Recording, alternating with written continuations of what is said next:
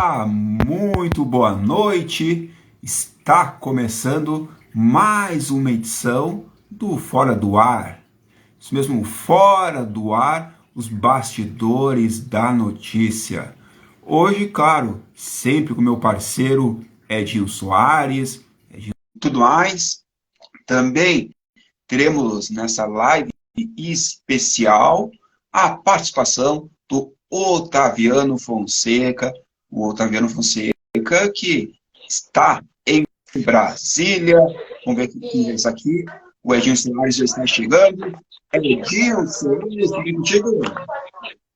Tudo ótimo, Ivãs Garaboto. Uma boa noite a todos que estão nos acompanhando, uma boa noite especial a você.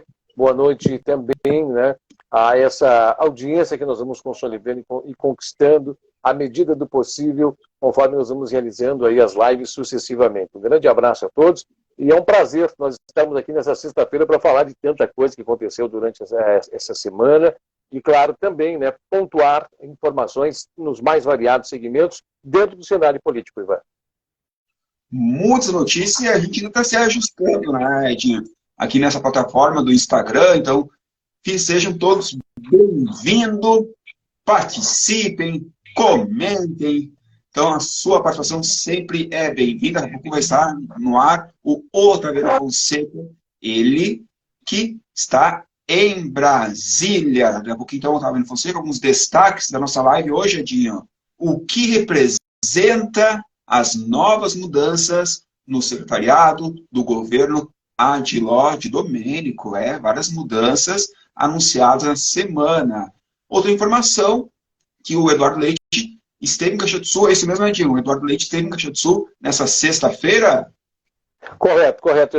Eduardo Leite sobe a Caxias do Sul, né, para uma agenda de visitas e contemplaram a cerimônia oficial de abertura da Festa das Colheitas. Posteriormente, a sua passagem se deu na região da Zona Norte para a inauguração oficial, né, do quartel da Zona Norte, uma obra, um complexo, né, tão aguardado pelo setor da comunidade que aguardava a retomada desse serviço e com, né, um pacote de benefícios, né, trazendo viaturas, trazendo também um caminhão, né, com mais carga, mais giros, fazendo toda aí uma diversificação, né, de investimentos dentro desse setor e equipando, né, então aí esse quartel, potencializando ainda mais a segurança da região. E, por fim, deve estar ainda, nesse exato momento, visitando a Festa das Colheitas. Acredito que talvez seja por onde irá jantar antes de se deslocar novamente a Porto Alegre.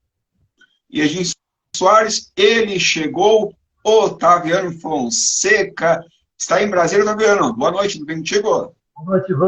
Boa noite, Edinho. Os nossos amigos que estão nos acompanhando aí. Sim, estou em Brasília. É um grande prazer participar com vocês desse espaço em que vocês estão desbravando no Instagram. O Otaviano Fonseca hoje, Edinho, está com uma dor de cabeça, tu não tem noção. Ontem ele pegou uma chuvarada.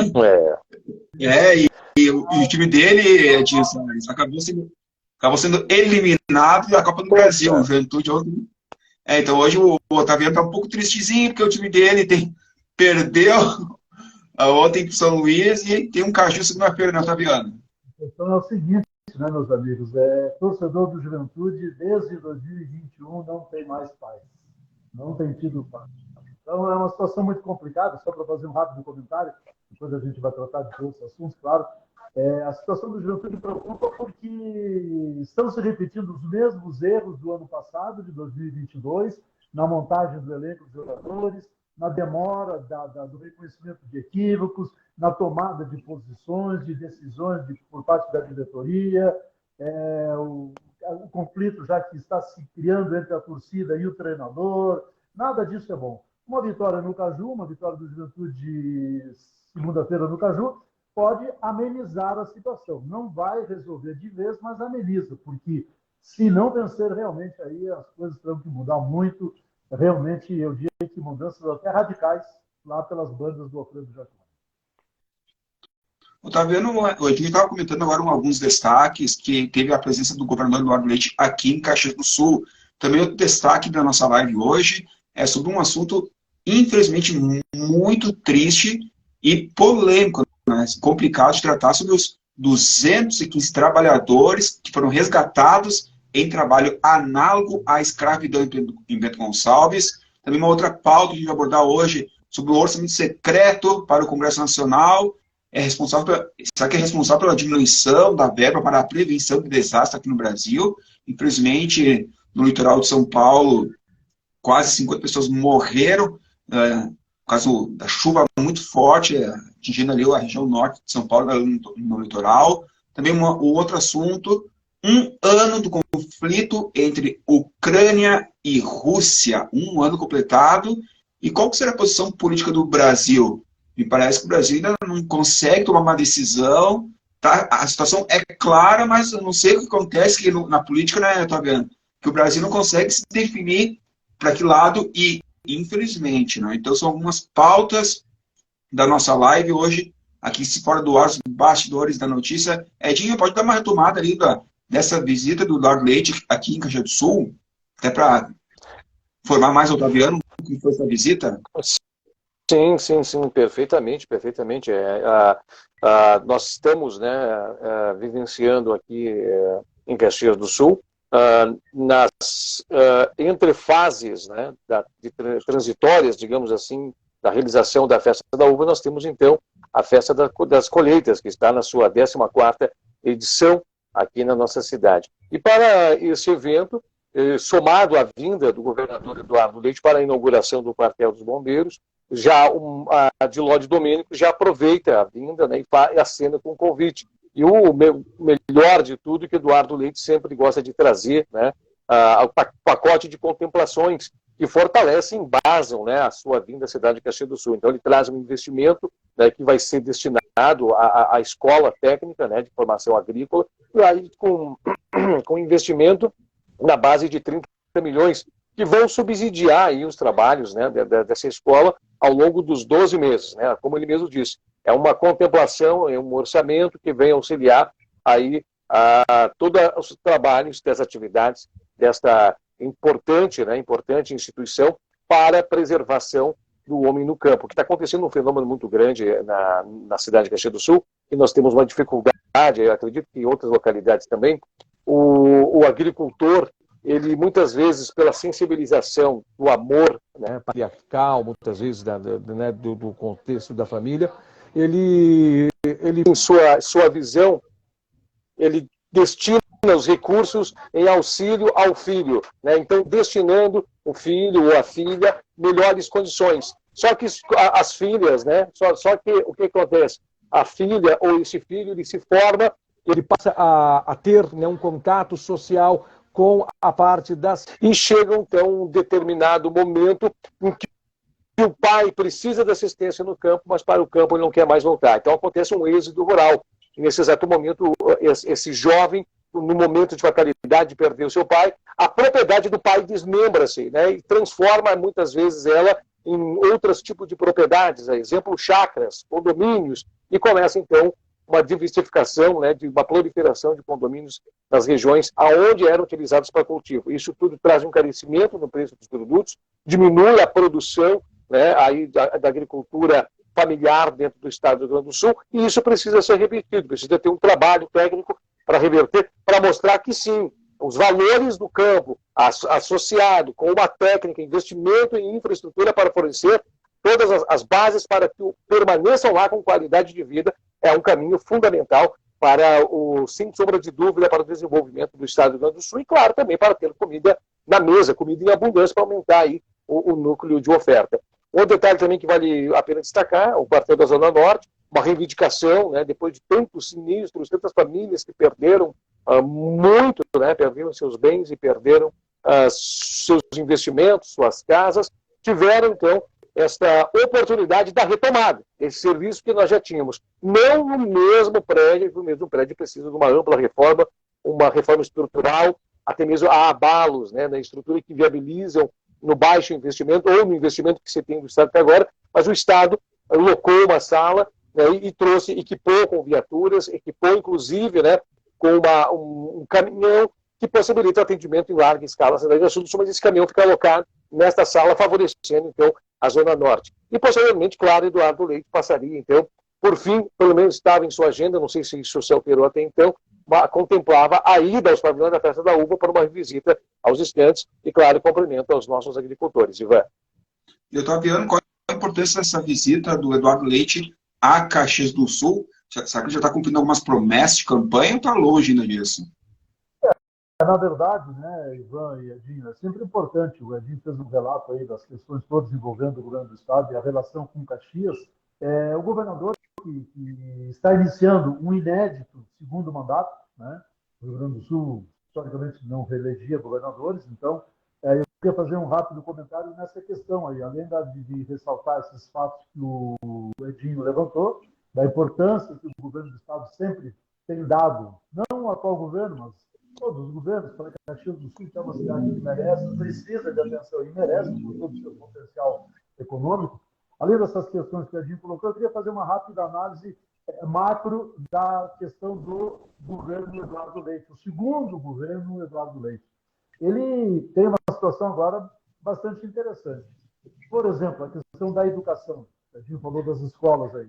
Eu tenho acompanhado no noticiário, os caxienses têm acompanhado com um pouco de preocupação até, a questão que não atinge só Caxias, mas atinge todo o Estado, da situação das escolas estaduais. Né? A precariedade das escolas estaduais no Rio Grande do Sul. Caxias do Sul tem várias, o Cristóvão é uma das principais com mais dificuldades, onde eu estudei, inclusive, fiz o meu lá no século passado, era o segundo grau, tinha o científico, né? Então, eu estudei muitos anos no Cristóvão e acompanho essas notícias sobre as dificuldades da escola em ter a sua estrutura física, inclusive, principalmente recuperada. Eu falo da educação porque o governador Eduardo Leite já disse agora no início do seu segundo mandato que ele vai dar como prioridade a questão, a educação é a prioridade do seu governo, junto com outras áreas, mas principalmente a educação. E aí vem um problema que eu acho que é uma situação nova que ele vai enfrentar. Os problemas na questão da educação no Rio Grande do Sul persistem. Muitas escolas continuam em más condições de preservação, elas não apresentam condições, algumas não têm condições mínimas de utilização, e o governador Eduardo Leite agora está na famosa sinuca de bico. Ele não pode usar aquele discurso que normalmente os políticos, os prefeitos, os governadores, os presidentes da República que assumem, usam, da famosa herança maldita. Isso vem já de vários anos e tal. O governador Eduardo Leite não pode usar esse discurso porque ele era o governador anterior. Então, é uma situação inédita do Rio Grande do Sul, porque o governador agora ele não poderá, digamos assim, dividir a responsabilidade com o governo anterior. Não, ele tem que apresentar soluções. Então, existe uma expectativa muito grande sobre o segundo mandato. E aí, para fechar essa parte inicial dessa questão política em relação ao governo do Estado, vem a questão especificamente política, em relação ao governador Eduardo Leite, o seu projeto futuro. É sabido, é perceptível, notar isso, se nota, até pelo fato de que ele assumiu a presidência nacional do PSDB, o governador Eduardo Leite tem um projeto nacional no seu horizonte, ou seja, ele pretende, desde que não diga com todas as letras, mas é perceptível isso, que ele vai se colocar como candidato a presidente na próxima eleição de 2026. Então, essa é uma situação que vai ficar aí sempre no radar. A sua postura como governador reeleito, de ter que resolver problemas que não foram resolvidos nem por ele, no governo anterior, e essa questão nacional, presidindo o PSDB, e com a possibilidade de se colocar como candidato a presidente, se deslocando muitas vezes do Rio Grande do Sul para reuniões aqui em Brasília, Rio, São Paulo, em questões nacionais. Então, serão 3 anos aí muito interessantes de acompanhamento do governo do Estado.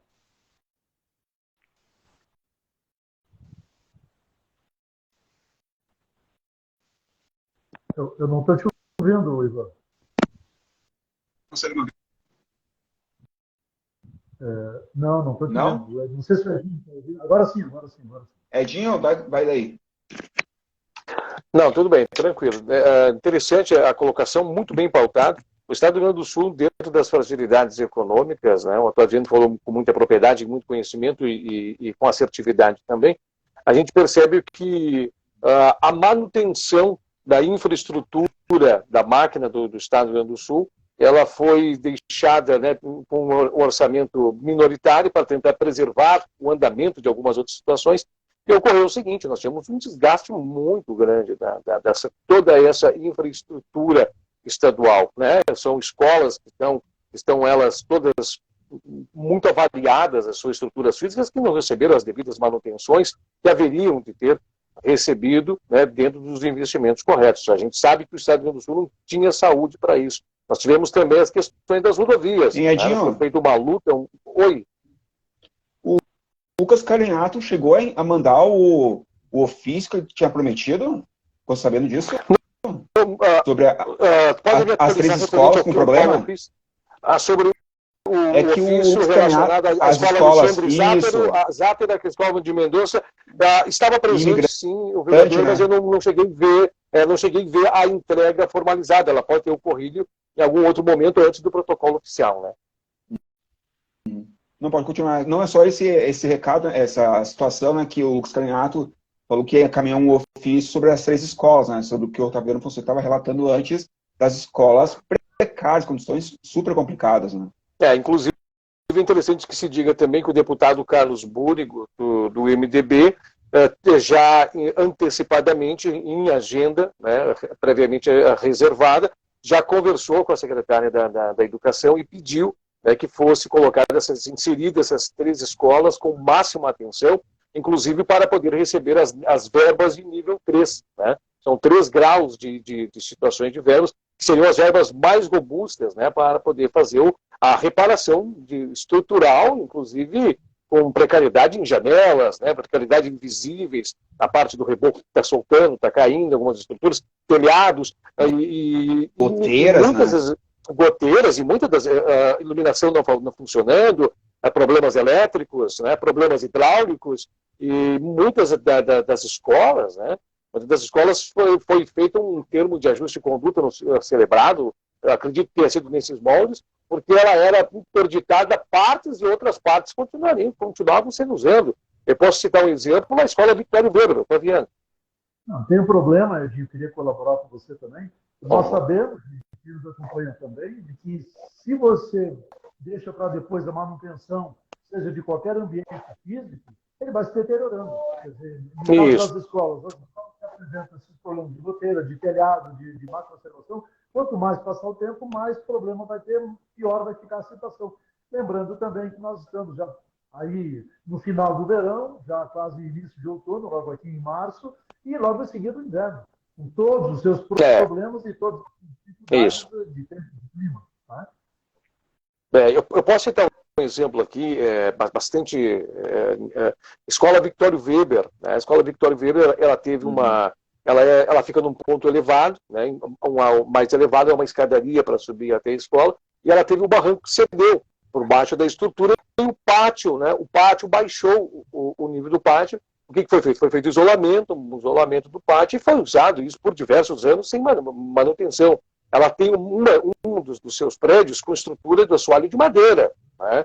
Assoalho precário, portas ocas, né? Então as portas apodreceram algumas vezes, e muitas vezes, né, foi feito paliativos para tentar a condução. Mas isso é um dos detalhes. Nós podemos citar aqui as pontes, nós podemos citar aqui placas, nós podemos citar aqui investimentos em roçadas, nós podemos falar aqui em investimentos até mesmo em recuperação de camada asfáltica, nós podemos falar de diversas outras formas de manutenção que foi deixado para trás. E isso tudo agora vem com o seu juro, né, vem com um preço muito elevado, e tem que dar volta em tudo isso, tentar fazer tudo isso. É um avanço, né? Não dá para se dizer que é um avanço, é um foco, é um olhar, porque há um gargalo, uma necessidade muito grande, por isso que esse programa Agiliza, né, vem tentar contemplar aí, pelo menos um fôlego, né, para poder manter essas estruturas, porque se nós perdemos essas estruturas, porque eu recordo, mas que o Otaviano pode até mesmo agregar mais informações, eu fui estudante de escolas periféricas, mas o Otaviano falou agora com propriedade de conhecimento das escolas.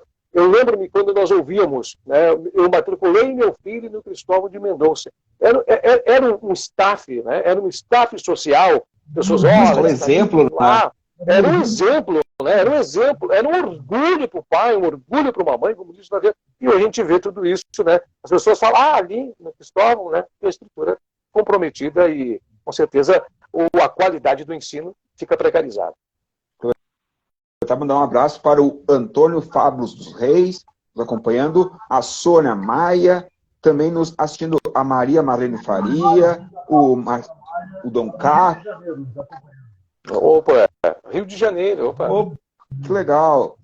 O Lucas Guarnieri também nos assistindo, a Lucas Sartori, portanto, a Jocelina Oliveira, o Ale Vanin que participou da nossa live, na última live, o Eduardo Luiz, o Frederico Alves, a Sônia Maia, obrigado pela audiência do nosso Fora do Ar, os bastidores da notícia. Falamos do Eduardo Leite Caxias do Sul, agora a gente vai falar do governo Adiló Domênico, Edinho. Teve mudanças no secretariado. Wagner Petrini, do PSB, agora é secretário de Habitação. O Flávio Cassina, ex-prefeito, está na Secretaria de Governo. A Grégora Fortuna dos Passos está na chefia de gabinete. O Cristiano Becker da Silva, na Secretaria de Gestão e Finanças. E a Cristina Nora Calcanhoto, Secretaria da Cultura. Muitas mudanças e agora, oficialmente, o PSB integrando a base do governo Adiló. Até interessante fazer essa observação. Uma alteração que talvez a sociedade de Caxias do Sul possa ainda estar tentando se encontrar. A sociedade de Caxias do Sul pode ainda estar querendo compreender o porquê de tudo isso, mas o cunho de tudo isso é preparativos políticos para a tentativa de um segundo mandato. Isso é muito interessante. E o Adiló Domênico, ousadamente, fez um passo muito ousado, né? Inclusive esse aceno não se estendeu somente ao PSB, o PSB foi o que ingressou, né? Mas foi estendido também ao PDT, aguardando a vinda do PDT, e foi estendido também esse aceno ao MDB.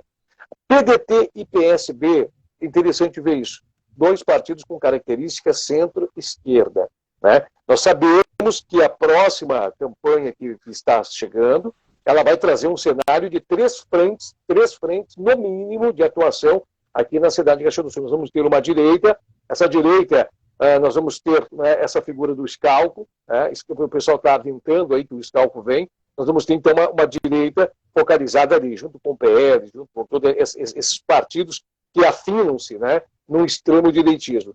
Mas nós vamos ter também a esquerda, a tradicional esquerda caxiense, encabeçada pelo Partido dos Trabalhadores, que está se preparando. E sobra, então, por assim dizer, um centrismo, né, com o Adiló Domênico, que está junto aí nessa proposta, já vindo, né, costurado parcerias dentro do Estado do Rio Grande do Sul com o Eduardo Leite. Então, nós vemos esse cenário, três pilares. O que o Adiló Domênico, dentro da sua estratégia, fez?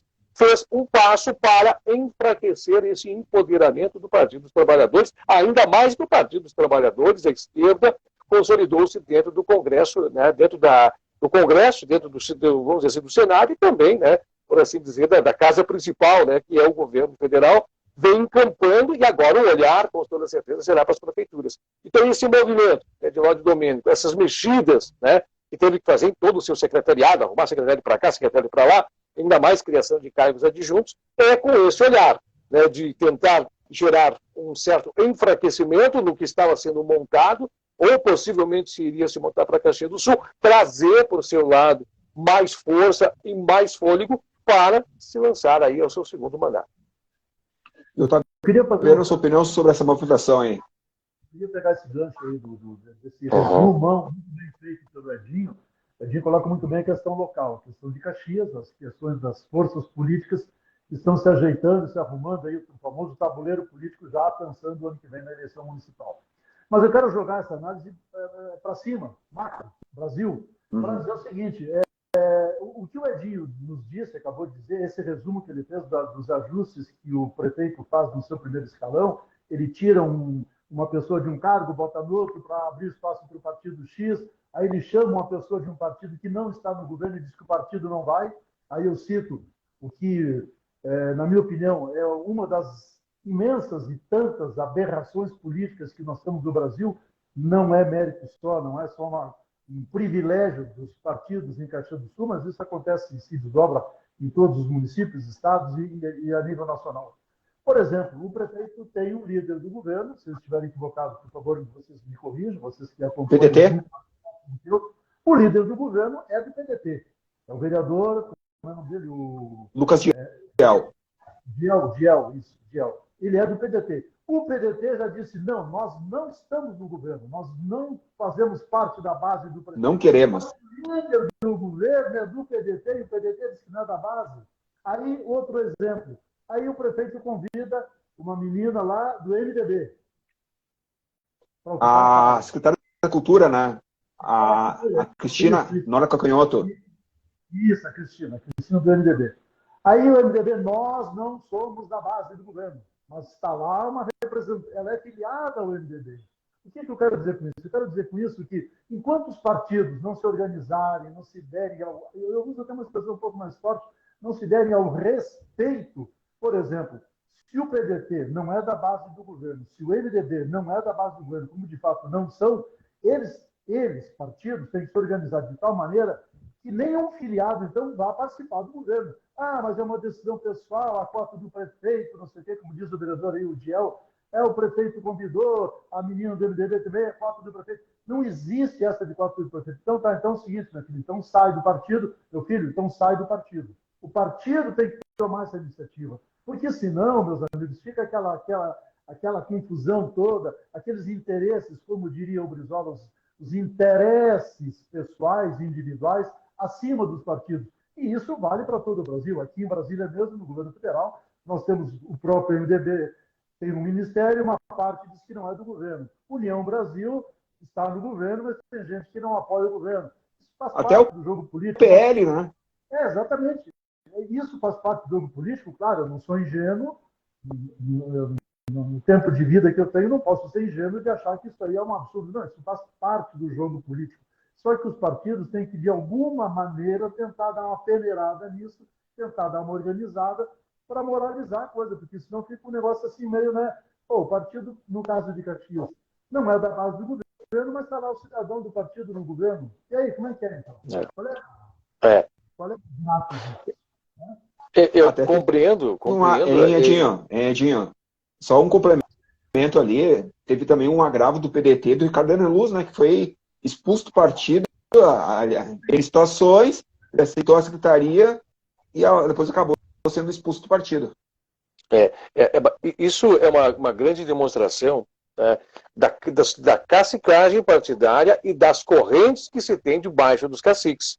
Quando uma corrente não concorda, ela perde na maioria dos votos, democracia, mas ela não concorda com as atitudes do grupo, da executiva, quando surgem as oportunidades, efetivamente, que essa lateralidade, esse grupo de pessoas, eles acabam fazendo esse tipo de movimento. Mas é interessante que o nosso telespectador ele fique atento, e o Otaviano é um matemático político, compreende muito bem isso, e até pode acrescer para a gente. A eleição de Caxias do Sul, ela tem um viés muito importante, muito importante. A eleição de Caxias do Sul ela vai ser definida mais uma vez no primeiro turno. O primeiro, apesar que vai ter dois, mas o primeiro turno é a disputa do momento. Porque quem ir para o segundo turno vai estar para a definição. Então, essa é a disputa a partir de agora. E se você fazer uma análise, o deputado federal Maurício Marcon, 45 mil votos, tecnicamente realizou isso, um pouco mais, um pouco menos, aqui em Caxias do Sul. Acredita-se que esse seja o potencial, o nível de potência política, ou a força política que tem em suas mãos para fazer tudo isso. Se esses 45 mil votos hoje chegam nas mãos do Scalco está no segundo turno. Está no segundo turno contra o próximo candidato. Isso o Otaviano pode concluir para a gente, mas essa é a sacada de Caxias do Sul, é o primeiro turno. Não, tudo bem, eu até concordo com o que você está dizendo, Edinho, mas mais uma vez, eu quero trazer uma visão assim, mais macro da situação. Nessa questão, por exemplo, você citou aí o deputado federal Maurício Marcon, que deve ser candidato a prefeito, pelo seu partido. Ele nega. É outra excrescência do sistema eleitoral, do sistema político brasileiro. Claro que essas mudanças, a famosa reforma política, que a gente ouve falar há anos e anos, como a reforma tributária, são questões nacionais que a gente anos e anos vem ouvindo, mas nunca acontece, e quando acontece são pequenas mudanças. A reforma política deveria ser feita para evitar isso que eu chamo de excrescência. E aí eu não estou falando da questão particular do vereador que foi citado, vereador, deputado, né? O deputado, hoje deputado Marconi. É o fato de o cidadão estar num cargo eletivo, ele se elegeu deputado, aí tem eleição municipal, ele no cargo de deputado, ele concorre a prefeito, não se elege, mas não tem prejuízo nenhum. Ele teve só ganho, o nome dele foi para a mídia, ele se expôs mais uma vez publicamente, reforçou o nome dele para uma candidatura à reeleição no cargo em que ele está. E assim também vereadores, que também podem concorrer. Então, existe essa situação, essas anomalias no sistema político brasileiro. Aí eu volto àquilo que eu disse antes. Para fortalecer os partidos, nós temos que ter, claro, uma ampla reforma política. Mas aí é um sonho de uma noite de verão, que nós estamos vivendo no verão, é um sonho de uma noite de verão, porque quem teria que fazer reforma política é o Congresso Nacional. E ele vai cortar onde? Na própria casa. Vai cortar? Não, nunca vai cortar. Então fica esse joguinho. Eu acho realmente, não sei se todos que estão nos acompanhando concordam comigo, mas eu acho um absurdo o cidadão estar num cargo para o qual foi eleito, a lei lhe permite concorrer nesse período do mandato ao outro cargo, isso é legal, ele concorre, não se reelege, mas ele não se elege lá para prefeito, ou seja, para o cargo que ele vai concorrer, mas aí ele continua no cargo que ele já está, com a vantagem que ele se fortaleceu. E aí ele vai à reeleição do cargo atual, e porque ele fortaleceu, não deve ser elege. Então tem várias questões aí, claro, mas aí eu só fiz esse parênteses maior. Não, mas é interessante. É importante. Precisamos de uma reforma política, porque senão, Edinho e Ivan, que nos acompanham, nós vamos ficar acompanhando aí as mesmas figuras trocando de cadeira. E para complementar, contribuir, não sei nem complementar, é fazer uma contribuição e pôr na realidade uma verdade extrema, mas o que nós podemos também ver, e já fica visível, né, as benécias, e quando se está em Brasília, se galga, nós vemos uma eleição com orçamento para prefeito de 2 bilhões, né, com o número de todos, para 5 mil e tantos municípios, e nós vemos depois uma suplementação, a nível que foi, né, um absurdo de uma receita destinada para poder fazer campanhas. Inclusive, teve deputados que teve orçamento aí trondoso, que quando viu o dinheiro dentro da conta não sabia o que fazer, não sabia como utilizar todos os recursos financeiros que tinha à sua disposição. Tamanha disparidade de tudo isso. Como disse o Otaviano, somando o que ele disse, né? Quando se tem o uso para a vantagem para si, a coisa flui. Quando a vantagem é para o outro, aproveita as brechas da lei para tirar as forças da mão dele. Infelizmente, como disse o Otaviano, uma reforma de uma grandeza real e de uma natureza ampla, e precisaríamos, essas vão ter que ficar mais para frente, quando teremos a consciência mais aberta e mais elevada para tudo isso. Será que algum dia teremos essa reforma política? É difícil, né, Otaviano? Essa reforma política sempre é dita, mas não acontece. Nós poderíamos, uma possibilidade da convocação de uma Assembleia Nacional exclusiva, como aconteceu na nova Constituição, para uma reforma política, porque seria uma Assembleia Nacional exclusiva, ou seja, seriam eleitos deputados e senadores para fazer especificamente a reforma política, e depois eles não concorreriam. Porque se deixar nas mãos de quem está hoje nos cargos fazer essa reforma política, evidentemente que não será feita da maneira como tem que ser feita. E aí eu quero citar só mais um detalhezinho dentro da estrutura política eleitoral do Brasil. Nós temos, por exemplo, a lei eleitoral, as campanhas eleitorais, ao longo dos tempos, eu falo com propriedade que eu participei de infinitas campanhas eleitorais durante muitos e muitos anos, as campanhas eleitorais vieram sendo modificadas, e aí positivamente, tanto no tempo de duração, quanto na limitação de despesas, agora no financiamento público de campanha apenas cortando o financiamento privado, limitando muito o financiamento privado. Então, as campanhas foram tendo seu tempo reduzido. Eu sou do tempo ainda que uma campanha eleitoral, para a eleição que acontecia em novembro, 15 de novembro, a campanha começava em julho. Era quase 5 meses de campanha, um absurdo. Então, houve uma redução de lá para cá. Hoje nós temos uma campanha que começa na metade de agosto, eleição primeiro final de semana de outubro. São 45, não dá 50 dias de campanha. Isso é um ponto positivo. O ponto negativo, senhores e senhoras, é o fato de que, na redução desse período de campanha, nós tivemos também a limitação de divulgações, a limitação de espaço, de material de candidato, a limitação de tempo de TV, uma série de limitações que traz o prejuízo para o candidato que não é conhecido. Então, aí nós voltamos àquela questão de quem já está no cargo. Aí o deputado, o senador, o vereador, cada um no momento da sua eleição, ele que já está no cargo, ele é beneficiado. Porque o Otaviano quer concorrer a vereador ou a deputado, mas o Otaviano não é conhecido, o Edinho não é, o Ivan não é. Mas nós queremos concorrer. Só que nós vamos concorrer contra quem já está no cargo. Os que já estão no cargo têm toda uma máquina a seu favor e vem utilizando durante o mandato espaço de mídia e assessoria e recursos daqui, dali, enfim.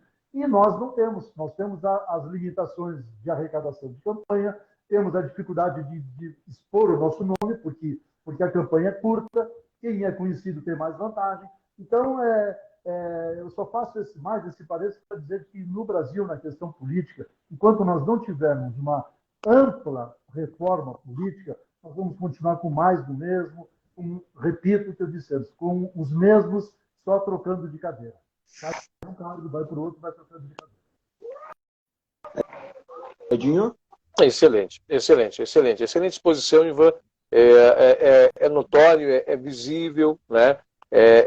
Outro detalhe também que chama a atenção, nós estamos dentro de um fenômeno, né, de transformação, se é que dá para se usar essa expressão, do fenômeno das redes sociais, estão levando diversos youtubers, né, pessoas que abrem os seus... as pessoas não sabem quem eles são, não sabem suas histórias, não sabem seus interesses, não sabem seu profissionalismo, se é profissional, se não é, mas eles estão ali. Não sabe nem que contribuição eles podem dar, e se podem dar. Se tem... Isso. E tu percebe que muitas vezes os seus discursos são discursos apenas de bater, xingar, discutir, mas sem propostas, né? Sem propostas. É o que nós estamos vendo hoje dentro da Assembleia. Nós vemos hoje dentro do Congresso Nacional, nós estamos vendo isso. Uma série de agressividade, mas projeto para seguir transformando. São poucos. Só para fechar esse parênteses, Ivan, acho que a gente vai estar em outros assuntos depois, essa questão que o Edinho coloca é muito pertinente na questão da agressividade que nós estamos vivendo. É verdade. Começando na questão política. Né? Vários personagens se elegeram em 2018, outros se elegeram agora em 2022, com um discurso de ódio, com um discurso de homofobia, com um discurso radical, extremamente radical. Então, os extremos, né? Sim, os extremos, tanto da esquerda quanto da direita.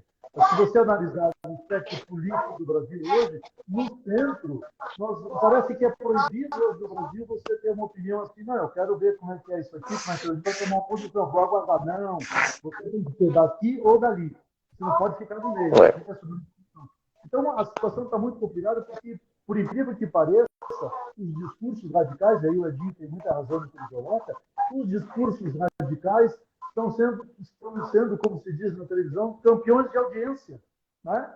É o que está tudo bem o cara ter uma posição radical, bater, criticar, tanto de um lado quanto do outro. Se ele tentar ser equilibrado, não, vai ser patrolado.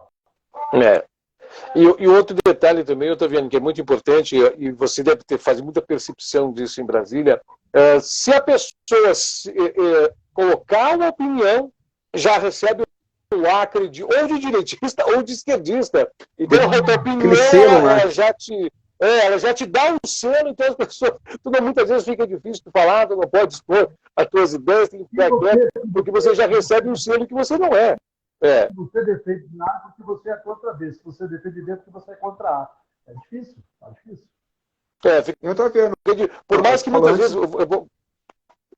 Pode falar, Edinho, pode falar. Desculpa, só para complementar, por mais que muitas vezes candidatos A ou candidatos B tenham boas propostas, mas se você muitas vezes diz assim, olha, aquela proposta, aquela ideia, você já viabiliza um debate produtivo que poderia gerar um grande projeto que via trazer evolução e um progresso, né, que inclusive está estampado na nossa bandeira. Ivan. O Otaviano comentou antes sobre trabalho muito tempo com política. Te assusta isso, os tempos de hoje, os tempos atuais, em relação ao passado? Ainda mais esse extremismo que está tão abundante, né?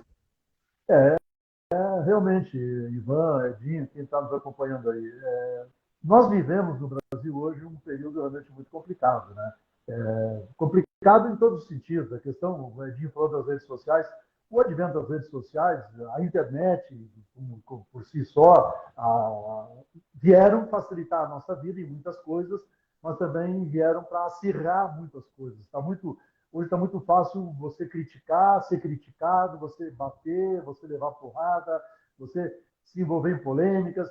E o ambiente político ele está sendo contaminado não de hoje, ele já vem sendo contaminado lá da eleição presidencial passada, e tivemos esse período recente agora também de acirramentos, continua, não quero nem entrar em detalhes aqui, porque se a gente for falar tudo que pensa pode dar problema, mas me preocupa,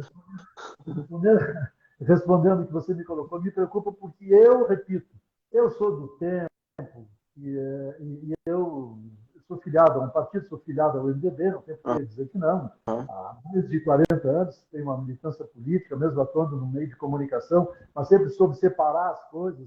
Então, e eu sou do tempo de campanha eleitoral em que nós conversávamos com os adversários, nós não tínhamos inimigos, nós tínhamos adversários.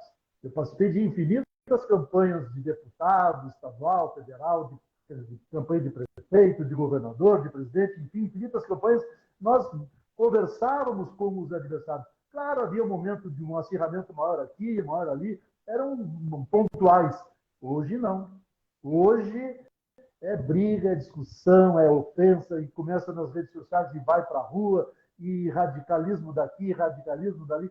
Então me preocupa, meu amigo Ivan, meu amigo Edinho, porque o futuro está chegando, e o futuro que está chegando, ele não está nos mostrando coisas assim muito saudáveis, porque as coisas não estão melhorando nos relacionamentos, e aí você sai da questão política e vai para os relacionamentos pessoais, o radicalismo político afetou as amizades, as relações familiares. Eu tenho certeza que nós três aqui, quem nos acompanha, sempre tem uma história para contar de algum problema que teve ou na família, ou com um amigo, ou com alguém, por conta de questão política. Eu tenho certeza disso, que todo mundo tem uma história para contar. Então, a radicalização política, a politização de tudo, hoje tudo é politizado, tudo. Na pandemia, se você elogiava a vacina, porque você era contra o fulano. Se você criticava a vacina, você era a favor do Beltrano. Quer dizer, politizaram até a vacina. Então está muito complicado. Eu falo do futuro porque me preocupa o futuro.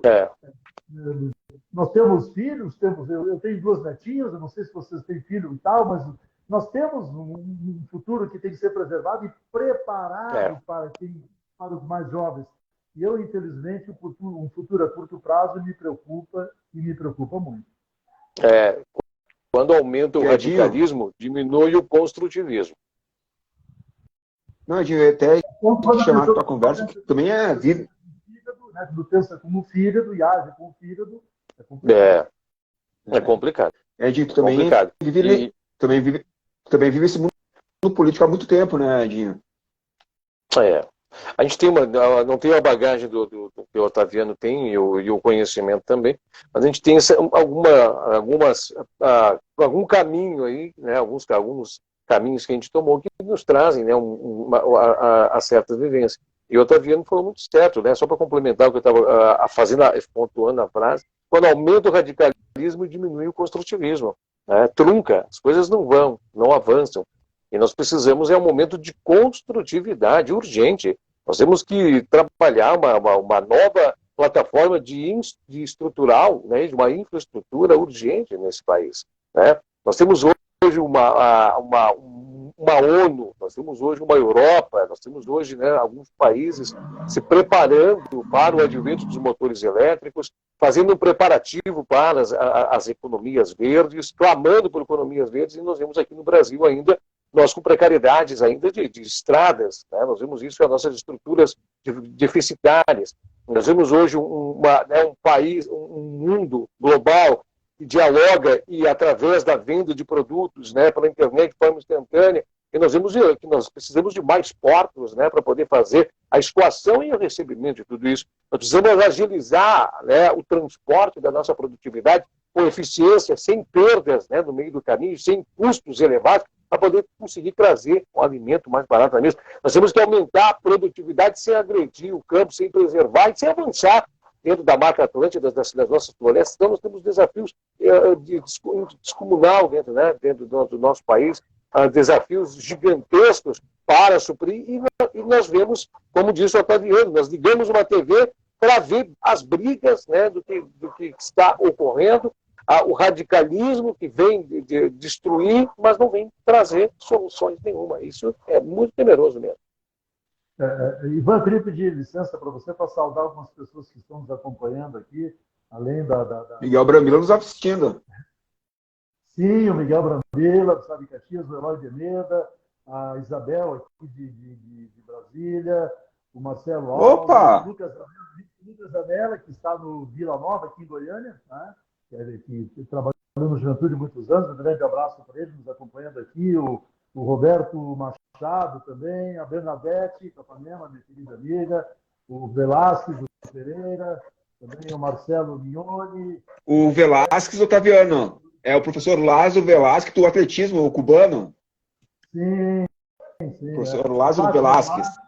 Fátima Duarte, aqui de Brasília, o Eduardo, o Frederico, o Alex Alim, a Jocélia Oliveira, toda essa galera aí, eu agradeço em nome de vocês, claro, também que eu estou como convidado aqui, avançando um pouco, mas é sempre uma alegria. É isso mesmo. É isso mesmo. E já que o Otaviano falou em futebol antes, Grêmio 5, Novo Hamburgo 0, o jogo está indo próximo no final do primeiro tempo. Oi? 5-0 para o Grêmio? Grêmio 5, Novo Hamburgo 0. Brasil de Pelotas 1, Avenida 1. E tem Clássico Caju no próximo segunda-feira, às 8 horas, no Centenário. O Otaviano já baixou a cabeça, está muito pensativo. Ivan, eu ouvi direito, você falou primeiro tempo? Sim, primeiro tempo, Grêmio 5. Nossa!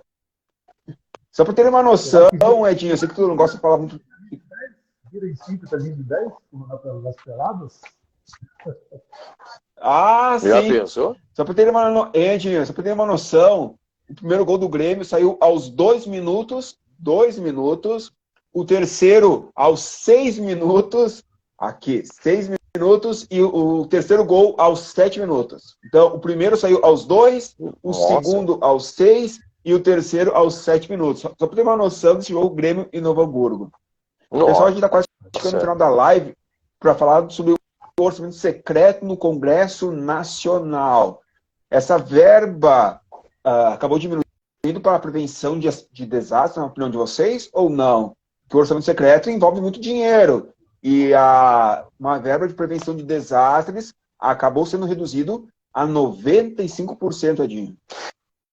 Eu acho que é uma temática bem importante. Eu vou fazer assim, o seguinte, Ivan, não estou me eximindo de emitir uma opinião, mas gostaria de que o Otaviano vive isso lá em Brasília, muito melhor que nós, e vai poder falar. Esse nome do orçamento secreto, né, esse nome do orçamento secreto, mas se denomina orçamento impositivo, né, no qual tem uma determinada verba que os deputados escolhem aí para onde vai. Mas o que chama a atenção é que esses recursos não se vê falar, né? Então, por isso é que eles ficam aquela selagem de secretismo, né? Mas quem pode falar para nós um pouquinho melhor sobre isso é o Otaviano. O orçamento, esse chamado de secreto, você tem razão, Edinho. Ele é impositivo. As emendas parlamentares, vou começar nas emendas parlamentares, vou tentar ser bem objetivo. As emendas parlamentares, que existem há muito tempo, na minha opinião, já não deveriam existir. Já deveriam ser extintas. Não serão, porque elas fazem parte daquele jogo político. O deputado, o senador, aqui no caso de Brasília, algumas assembleias têm isso, algumas câmaras de vereadores querem aplicar também, né? Essa questão, pois não, Edinho? Só para somar o que tu está falando, a emenda parlamentar ela vira num pacote de ofertas, num instrumento de ofertas de compra de votos para projetos, né? Projetos do executivo, quando o presidente precisa. As emendas parlamentares, elas entram naquele jogo do famoso toma lá da cá. O deputado apresenta uma emenda, que é uma prerrogativa sua, lá para o município X, para arrumar uma ponte, não sei o quê, para outra coisa. Aí a emenda é apresentada, é aprovada e incluída no orçamento. Só que a prerrogativa de liberar o recurso é da União, é do presidente da República, é do governo federal. E aí a emenda está aprovada lá no orçamento, só vai ser contingenciada, só vai ser liberada para a prefeitura, que foi indicada pelo parlamentar, com o aval da presidência da República. Então, aí fica aquela romaria lá na Casa Civil da presidência da República, dos deputados, pedindo a liberação de emenda e tal, e as emendas são liberadas a partir do interesse do governo federal nas votações, tanto na Câmara quanto no Senado Federal. Então, ponto 1, emenda parlamentar é uma coisa que deveria ser extinta. Mas aí os deputados e senadores, eles se aprimoraram. Eles não contentes com a emenda parlamentar que historicamente eles já têm, mas o governo federal que decidia a liberação, elas viraram impositivas. O orçamento virou impositivo. Então, eles apresentam a emenda, ela obrigatoriamente ela vai ser liberada. Mas o toma lá da cá continua, porque aí agiliza mais ou menos a emenda do camarada que apoia o governo ou não. Mas aí eles se aprimoraram e criaram esse tal de orçamento, que é secreto. Por que é secreto? Porque os deputados eles recebem recursos que passa pelo relator geral do orçamento da União na Câmara, sempre em acordo com o presidente da Câmara, e aí entra o jogo político, né, todo o jogo político, que aí nós teríamos que voltar para a questão da reforma política e tal, mas enfim. Mas o orçamento secreto é esse, o deputado ele indica para onde ele precisa de recursos. Para Caxias do Sul, para Bento, para Mussum, para não sei aonde, e aí os deputados lá, o relator geral do orçamento se reúne com o presidente da Câmara, com um grupo de parlamentares, designa os valores para cada município. Não se sabe quem pediu, quem levou, para onde foi. Por isso que ele é secreto, que não tem transparência. E ele faz parte também do famoso jogo político. Então, essa questão, Ivan, que você coloca de que se os recursos que vão para o orçamento secreto, chamado orçamento secreto, que é uma parte do orçamento do país, se impactam negativamente nos recursos para desastres naturais, os números aqui, claro, mas eu diria o seguinte, pode impactar porque o bolo maior sempre fica para quem faz o jogo todo. E quem faz o jogo todo são os parlamentares junto com o governo federal. Então, aí é uma questão que teria que descer no detalhe. Realmente, nesse momento, não tenho condições. Mas, o geral é esse. O desenho, a ópera é essa aí. Os deputados recebem o recurso para designar ou designaram para aquele local que eles quiseram, só que ninguém sabe qual é o município, para quê, qual é o objetivo dos recursos e, principalmente, qual o valor. É mais uma excrescência. Mais uma. Edinho? Não, fica dúbio, né? Fica uma sensação de vaga, né? Para onde esse orçamento está indo, qual é a ONG, qual é a associação, qual é o núcleo que está recebendo tudo isso, quais os interesses desse núcleo, né? Muitas vezes esse núcleo ele já tem por base, né, serviços dentro da sua linha de atuação, mas que esses serviços geram, né, um número X de votos para o deputado. O deputado tem simpatia, muitas vezes, com essa afinidade com esse tipo de trabalho, esse tipo de logística, e isso beneficia ele mesmo. Porque as pessoas falam assim, está chegando aqui a verba do plano de carro, então tensiona muitas vezes as questões dos votos. É algo também que, como disse o Otaviano, precisaria ser discutido numa reforma muito ampla de tudo isso. Mais algum complemento, Otaviano? Nessa questão, eu só queria finalizar isso, que essas questões políticas que a gente falou ao longo desse espaço, elas só serão resolvidas com uma ampla reforma política. Mas aí é chovendo molhado, porque isso aí dificilmente vai acontecer. Coisas, nem as minhas netinhas, talvez acompanhem isso. Otaviano Fonseca, quero agradecer a sua participação, estamos chegando ao final da live, com seu destaque final, e obrigado mesmo pela participação nessa noite de sexta-feira. Eu agradeço o convite que você me fez, agradeço a oportunidade, um grande abraço para você, para o Edinho, foi um grande prazer. Obrigado. Sempre à disposição. Um grande abraço também às pessoas que nos acompanharam, que nós nominamos, essa nossa audiência qualificada aí. Estou sempre à disposição para tentar contribuir, para tentar melhorar. Acho que nós temos que construir a do diálogo, nós temos que tentar amenizar as questões individuais, os embates têm que ser reduzidos, nós temos que permitir que as pessoas tenham opinião, nós temos que permitir o contraditório, assimilar o contraditório, nós temos que ter as almas mais leves. Então, acho que não vai pedir muito que as pessoas desarmem um pouco os seus espíritos. Nós estamos precisando disso. Então, eu espero que a gente consiga ter dias mais leves pela frente, mesmo não sendo muito otimista, infelizmente. Um grande abraço, muito obrigado, saúde a todos.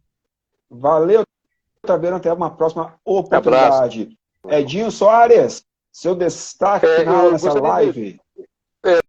Não tivemos tempo para poder chegar até esse assunto, mas eu gostaria de deixar aqui uma observação, né, referente aos desdobramentos dessa guerra, né, Acho que é interessante que todos nós observamos, né, os próximos movimentos, da forma que estão se dando.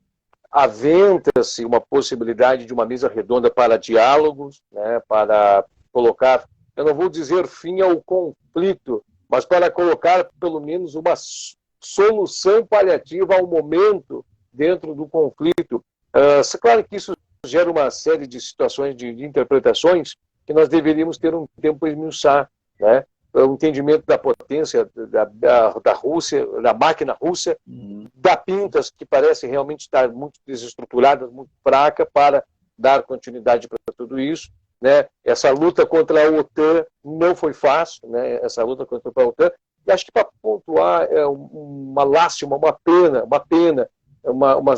uma sensibilidade da minha parte muito grande contra as inúmeras vidas perdidas, ceifadas dentro do povo ucraniano, que ficou no meio desse tabuleiro de joguetes, né, entre potências, entre estratégias militares, e ficou no centro de tudo isso, né, tendencionado talvez pelas suas escolhas políticas através da democracia, dentro do seu povo, né, que escolheu, optou por determinados caminhos, e que agora, né, resultou em tudo isso.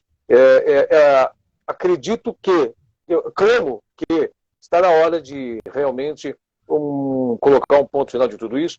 Eu até, assim, uma dor no coração muito grande por todas as vidas, que acorde-se, então, que a Ucrânia fique neutra. Ficamos neutros, não vamos para a OTAN, não vamos para lá nenhum, ficamos em território neutro, aqui ninguém vai estabelecer bases militares de ninguém, daqui para lá das fronteiras fica o lado europeu, dali para lá fica o asiático, nós ficamos aqui e vivemos em paz, comercializando e deixando que as crianças floresçam novamente, né? Quantas crianças devem ter perdido suas vidas, números que ainda terão de ser levantados. Valeu, Edinho, valeu, Taviano. Eu retorno na próxima domingo, às 8 horas, com o Caju dos Rafas. Lembrando, tem o Caju, Caju, segunda-feira, às 8 horas, no Centenário. Seja o que Deus quiser. Tchau, pessoal. Até mais. Tchau.